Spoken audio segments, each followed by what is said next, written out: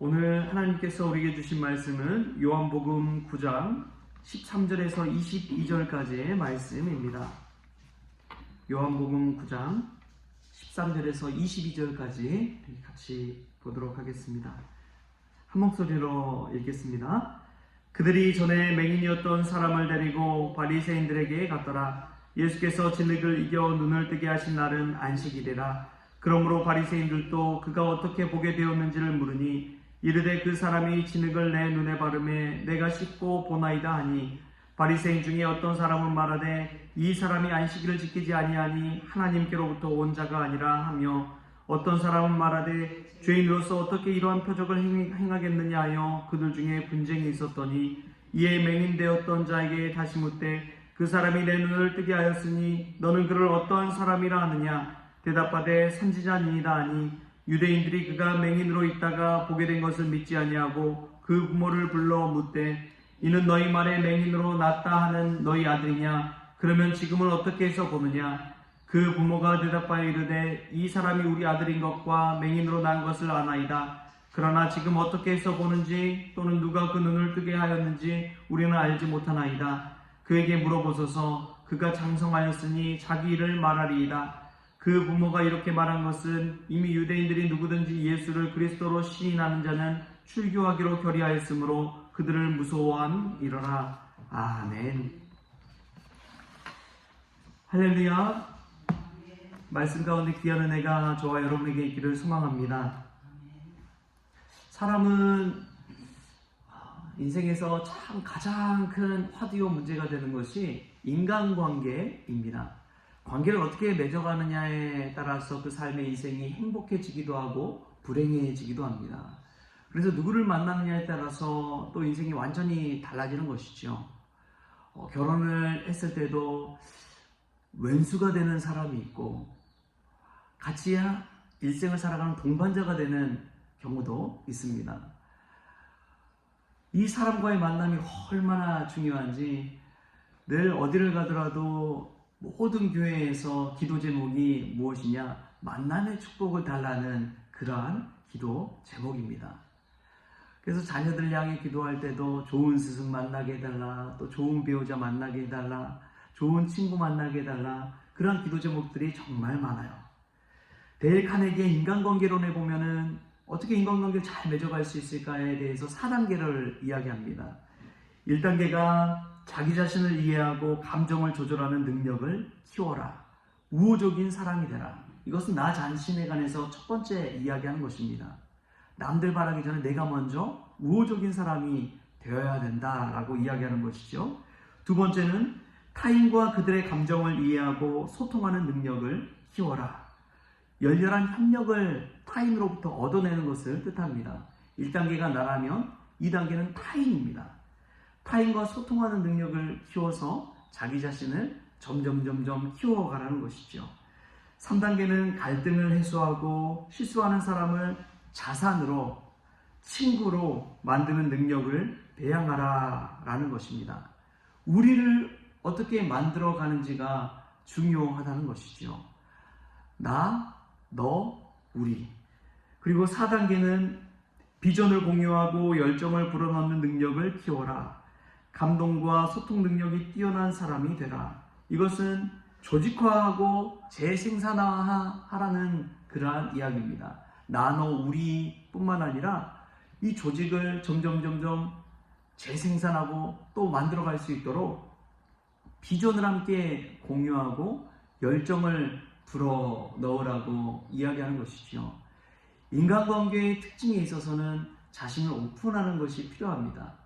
근데 이 오픈하는 것을 방해하는 것이 무엇이냐? 바로 편견입니다. 편견이 있으면 그 사람의 관계 맺음에 있어서 스톱 해버려요. 멈춰버려요. 더 이상 다가가지 못하고 관계가 발전할 수가 없습니다. 오늘 그러한 사람이 한 사람 나옵니다. 우리 본 말씀 13절 말씀 같이 한번 읽어볼까요? 13절 시작. 그들이 전에 맹인이었던 사람을 데리고 바리새인들에게 갔더라. 아멘. 그 사람은 바로 전에 맹인이었던 시각장애인이었던 그 사람입니다. 이 장애가 있다는 것은 일상 생활하는데 불편함이 있는 것이기도 하지만 다른 사람이 그 사람을 볼 때에 친구 삼고 가까이 다가가기가 어려운 그러한 장벽을 만들기도 합니다. 뿐만 아니라 이 맹인된 사람을 고치는 선한 일을 했던 예수님에 관해서도 오늘 그러한 장벽이 있다는 것을 깨닫게 합니다. 그것은 그 맹인된 사람, 시각장애인이었던 사람을 고친 그날이 안식일이었기 때문에 그렇습니다. 예수님이 안식일에 행하지 못할 일을 했다라고 해서 예수님을 죄인으로 치부해 버리는 것이죠. 그가 날 때부터 맹인되었던 사람이 눈을 뜨게 한 엄청난 기적을 베풀었음에도 불구하고 그 기적과 그 은혜와 그 사랑은 보지 못하고 안식일이라는 그 율법을 어긴 것만 보고 죄인으로 치부해 버립니다. 여러분, 이 사실이 얼마나 무서운지요. 근데 이러한 유대인들의 바리새인들의 시선이 우리들에게도 있다는 사실을 기억하십시오. 제가 아는 그 목사님 중에 물론 개인적인 관계는 없습니다.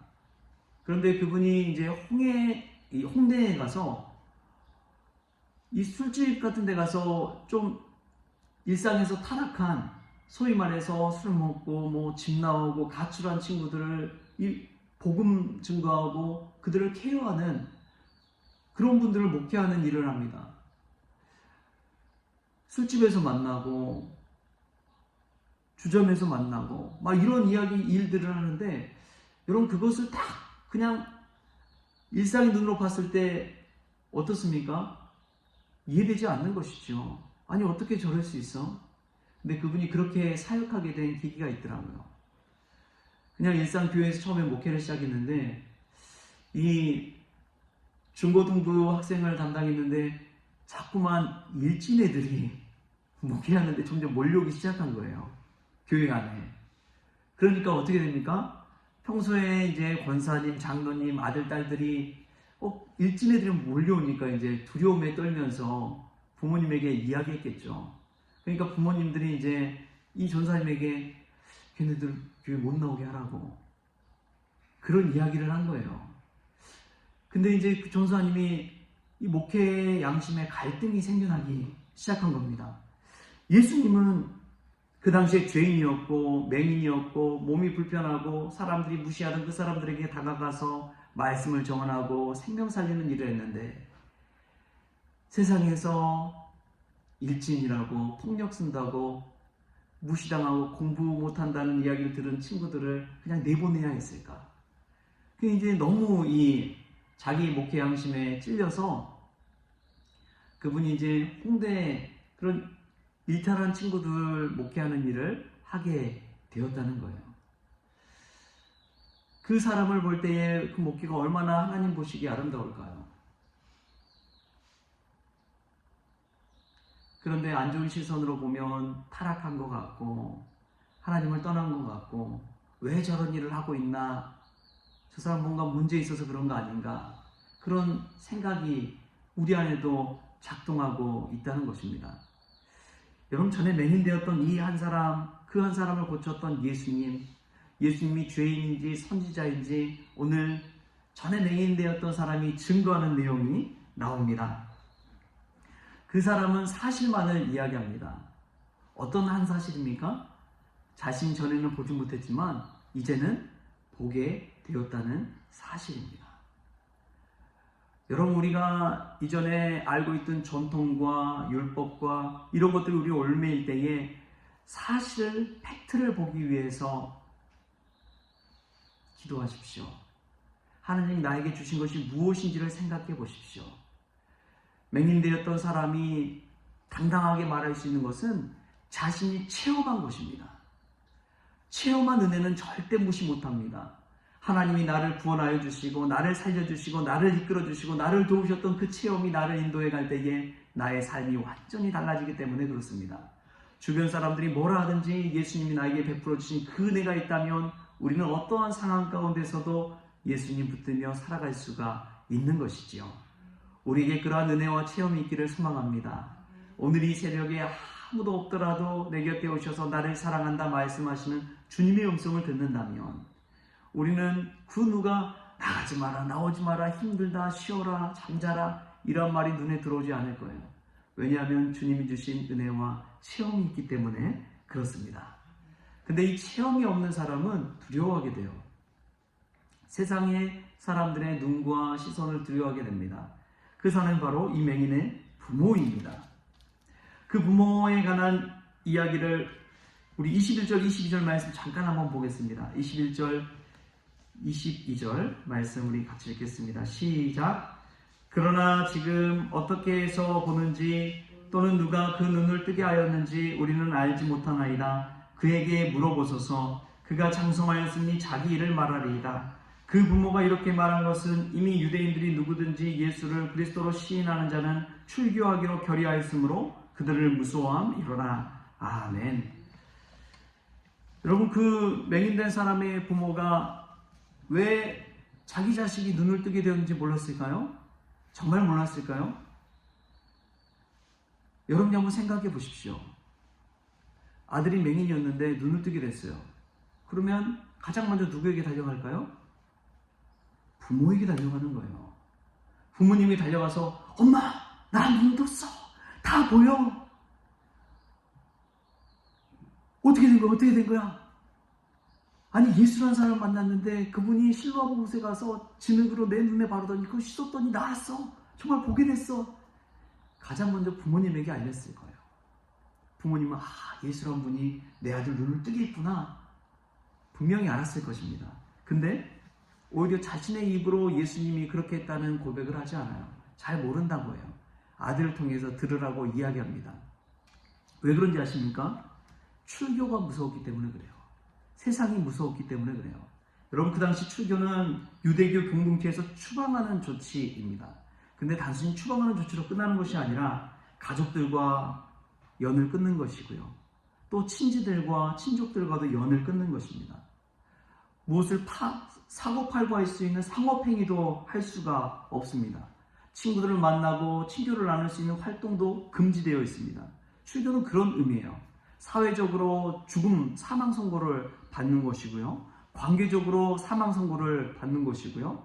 보호받을 수 있는 울타리가 완전히 제거되어져 버리는 것입니다. 그런 것이 출교이기 때문에 그 부모는 사회생활 다 해봤잖아요. 출교당한 이들이 어떻게 사는지를 눈으로 봤잖아요. 무서워서 자신이 알고 있는 그 예수님이 선지자라는 사실, 예수님이 그리스도라는 사실을 시인하지 못하는 거예요. 그러나 전에 맹인되었던 그 사람은 자신이 체험한 그것을 있는 그대로 이야기하고 있습니다. 여러분, 우리가 전에 어떤 사람이었는지는 참 중요하지 않습니다. 그러나 예수님 만나고 받은 은혜, 그 체험, 그 기쁨, 그 사랑, 그 십자가 사랑 가슴에 새기고 우리가 살아갈 때 이 맹인되었던 사람이 당당하게 예수 그리스도를 증거하고 예수님 나의 눈을 뜨게 해주셨다는 그 사실을 간증한 것처럼 우리도 일상 가운데 주님 증거하고 주님 간증하고 주님과의 아름다운 관계를 이 새벽에 기도하는 시간 더 발전시켜 나아갈 수 있는 저와 여러분 될 수 있기를 주신 예수님의 이름으로 축원합니다. 기도하겠습니다. 좋으신 하나님 감사합니다. 우리가 주님과의 관계를 한 단계 한 단계 더 업그레이드 시키기를 원합니다. 부족한 나를 발견하고 또 주변의 믿음의 동역자들 통해 선한 영역도 받게 하여 주시고 아름다운 공동체도 세워가게 하여 주셔서 주님께 더 가까이 나아가게 하여 주옵소서. 우리가 관계를 발전시키는 데 있어서 방해되는 편견의 시선을 걷어주시고 그 선입견을 걷어주셔서 예수님 나에게 베풀어 주신 그 은혜, 그 사실, 그 십자가 사랑만을 바라보면서 오늘 하루를 담대히 살아갈 수 있도록 주님 도와 주옵소서. 뿐만 아니라 세상이 우리를 누르려고 할지라도 오직 믿음으로 돌파해 나아갈 수 있도록 주님께서 주장하여 주옵소서. 모든 것 감사하며 예수님의 이름으로 기도하옵나이다. 아멘. 이 시간 주님이 가르치는 기도로 오늘 새벽 기도를 마치겠습니다. 하늘에 계신 우리 아버지여, 이름이 거룩히 여김을 받으시오며 나라가 임하시오며 뜻이 하늘에서 이루어진 것 같이 땅에서 이루어지이다. 오늘 우리에게 일용할 양식을 주시옵고 우리가 우리에게 죄진 자를 사하여 준 것 같이 우리 죄를 사하여 주시옵고 우리를 시험에 들게 하지 마시옵고 다만 악에서 구하시옵소서. 나라와 권세와 영광이 아버지께 영원히 있사옵나이다. 아멘.